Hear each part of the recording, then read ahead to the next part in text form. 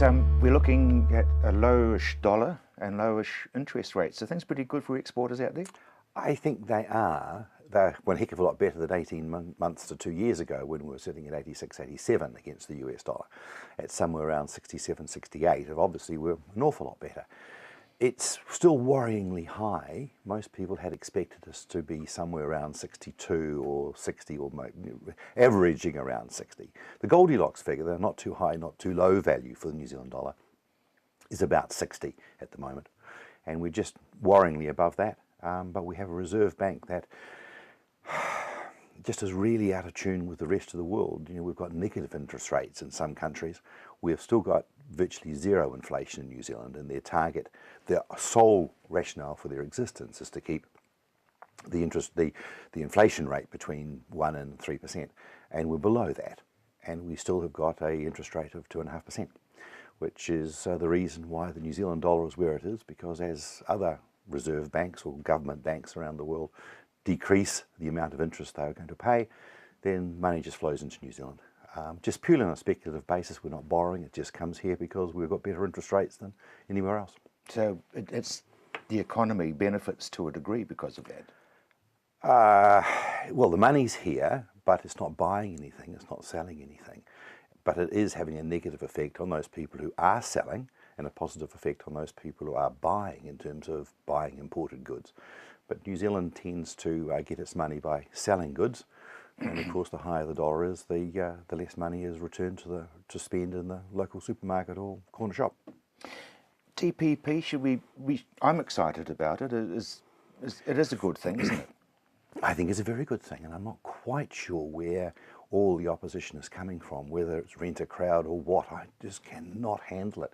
And they're talking about lack of sovereignty and lack of decision making. Well, New Zealand hasn't been calling the shots for a very, very long time. And we've just been talking about the exchange rates and what other banks are doing, other reserve banks, government banks, national banks are doing overseas in terms of their interest rate. And that is driving the New Zealand economy. The New Zealand economy is not being driven by New Zealanders, and hasn't been since we floated the dollar back in '84. So to say that, oh no, we're going to lose our sovereignty, well, just get real, people, and look at the global scene. The thing that worries me is if we'd gone all particular queer over things and said, oh no, we don't want to be in it, then you're not sitting around the table with a lot of your competitors who are in it, including your neighbour across the Tasman. They are going to be in it. They're going to be in it with a great force. So you can just imagine them sitting around the table saying, well, I think you should deal with us rather than the little island offshore from us, because they didn't want to come and play. So it's not, we are going to be better off financially being in TPP, but I worry just how much worse we could have been had we not been in TPP. In other words, 10 years from now, people making decisions, oh, we will deal with our own group rather than people who are outlying from the group. And that is a real risk for us as traders. What part of 20 billion increased sales don't you understand? Yes, but even if it doesn't quite make 20 billion, if it only makes 10 billion, I'm saying that had you not been in it, you might have been negative 10, negative 20 billion sales, because the sales had gone to people who they do want to play with and we don't want to play with. Donald Trump, was he a grenade with the pin pulled?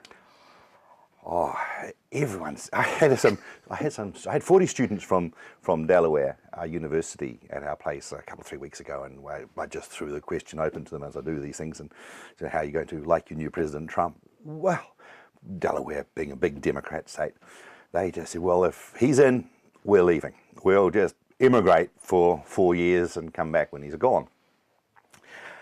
I think he is going to cause an awful lot of conservative people a lot of problems, and he is causing a lot of problems, but he is pulling in a group of people who have been disenfranchised from voting for a long time. They haven't chosen to vote for the last X number of elections because they don't like the system that gets the president there by how much your company, your firm, your whatever it did, has donated to the trust, to the fund.